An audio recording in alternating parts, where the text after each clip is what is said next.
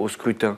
Ce que je n'accepte pas, comme d'ailleurs les populations concernées, c'est qu'on puisse, au dernier moment, alors qu'il y a une règle constitutionnelle, la modifier. Surtout quand la règle constitutionnelle a été approuvée par référendum. Je suis également attentif au Burkina Faso pour qu'il y ait aussi le respect d'un ordre constitutionnel, même si on est dans une phase de transition. Et alors ces pays où la Constitution leur permet de rester au pouvoir et de se représenter aussi longtemps qu'ils le veulent, qu'est-ce que vous en pensez de ces situations? Alors, voilà, dans ces cas-là, c'est la garantie que les élections seront libres, seront plurielles, au sens des candidatures, oui, et seront démocratiques. À cet égard, s'il y a un pays qui doit être cité en exemple, c'est la Tunisie.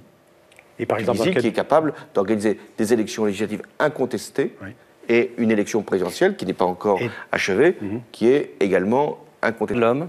L'homme, cette année, l'un des plus grands événements, évidemment, c'est la chute du régime de Blaise Compaoré au Burkina Faso après 27 ans de pouvoir. Certains vous ont trouvé silencieux jusqu'au 31 octobre. Depuis, vous vous êtes réjoui publiquement. Est-ce que pour vous, ce qui s'est passé à Ouagadougou est le signe d'un printemps des peuples africains?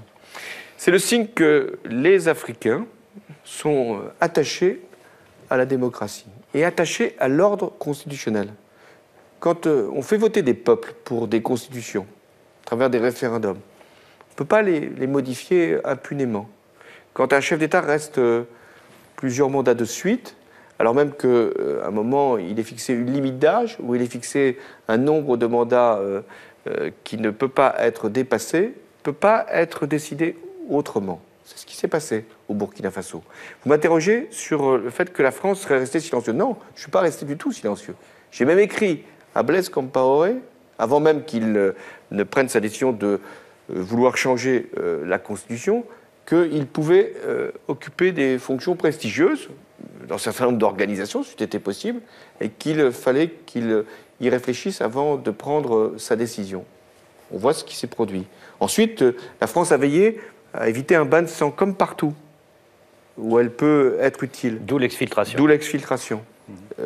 Et aujourd'hui, Blaise Compaoré et sa famille sont au Maroc.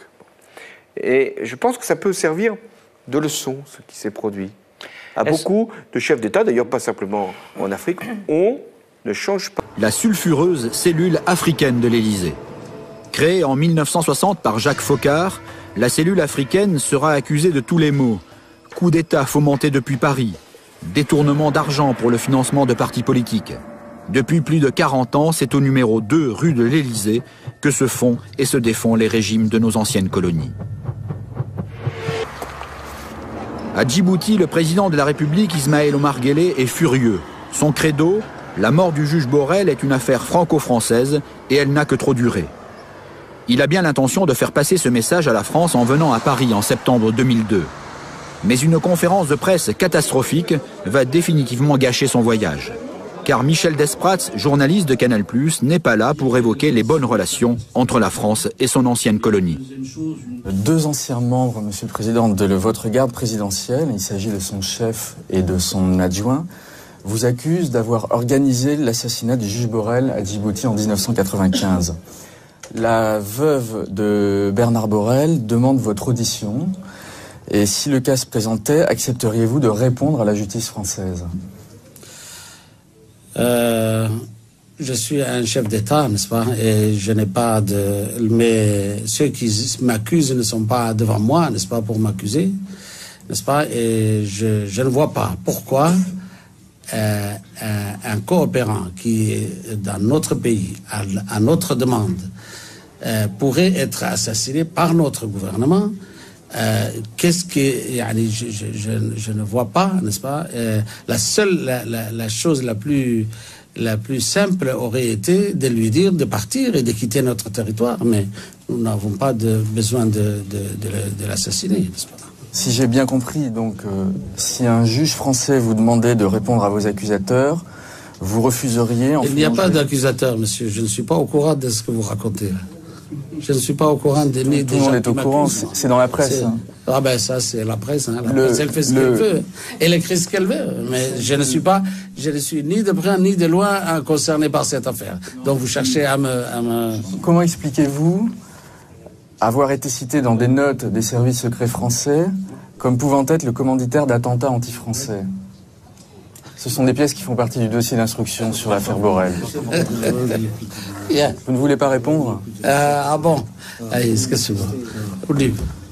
Vous ne voulez pas répondre, Monsieur le Président?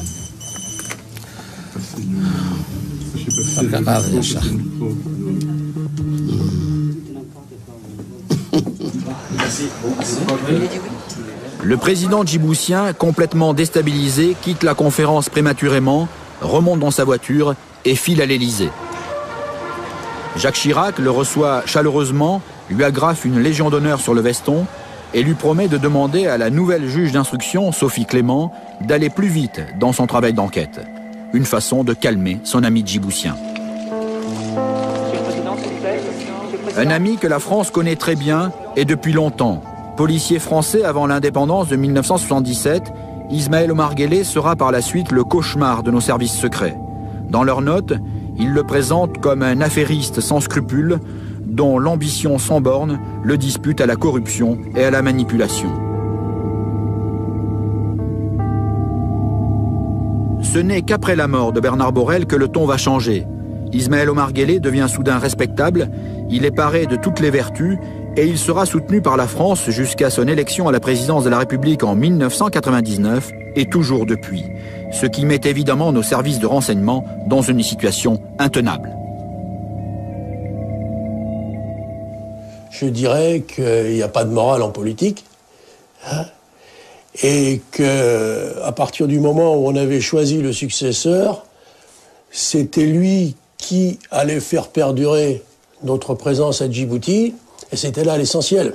Tout ce qui contrecarrait ce plan était nié ou écarté. Dans les notes que vous rédigiez, on vous demandait d'édulcorer un peu, de modifier les messages. Ça allait jusque-là? Joker. Joker.